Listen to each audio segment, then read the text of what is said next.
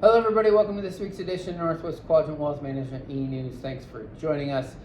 Today, we thought we'd talk a little bit about the economic data that we've seen as of late, and Josh is going to talk about earnings season. We're most of the way through fourth quarter earnings season and how that is going to affect stock prices, we think, for the rest of the year. So, last Friday, we got the inflation report for the month of January, the CPI report for the month of January. Inflation came in hotter than expected at 6.4% year over year. It was up 0.5% on the month. Both of those were higher than expected.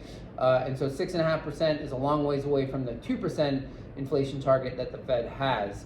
And so the Fed clearly has more work to do. The other thing that we saw was the unemployment rate is now at a 53-year low. It's at 3.4%.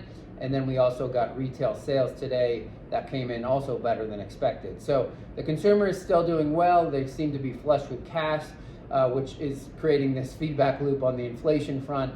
And so, as we've said before, we've never seen way above average inflation end without a recession. And so we still continue to believe that the Fed is going to be forced to kill the demand side of the equation, which will ultimately deal with inflation to get them closer to the 2% target. We don't think they're going to get to 2% this year unless something dramatically changes where we have a more significant inflation. So, the data comes in on one side of the ledger where the economy is still doing really well at the employment level with 3.4% unemployment, and the consumer is still spending when you look at the retail sales number, but inflation continues to be much higher than the Fed would want it to be, especially at this point in their rate hiking cycle. So we continue to believe the Fed's going to have to keep hiking rates to continue to kill demand, which ultimately will probably tip us over to a recession. And Josh can talk about where we are on earnings, because remember,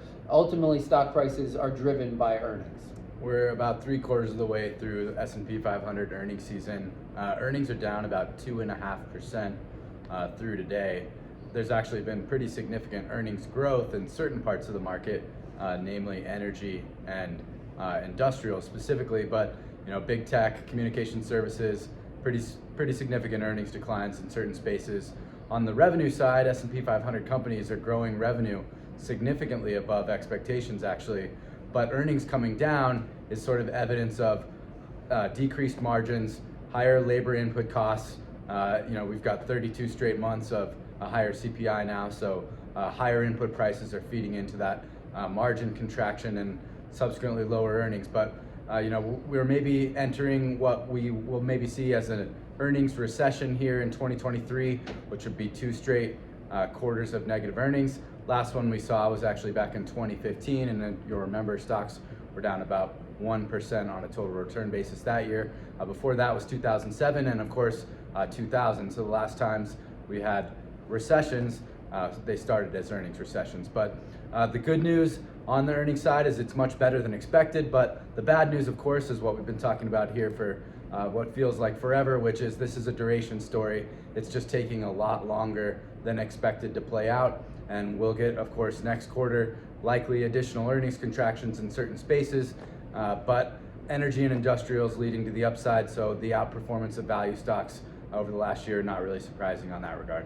Remember, stocks are driven by, the price of a stock is driven by two things: where interest rates are and what is happening with earnings. And so we're seeing earnings come down a bit and interest rates are higher, which means stock prices have to reprice, and that's what we're seeing. And as Josh just mentioned, it's just going to take longer than anybody wants it to.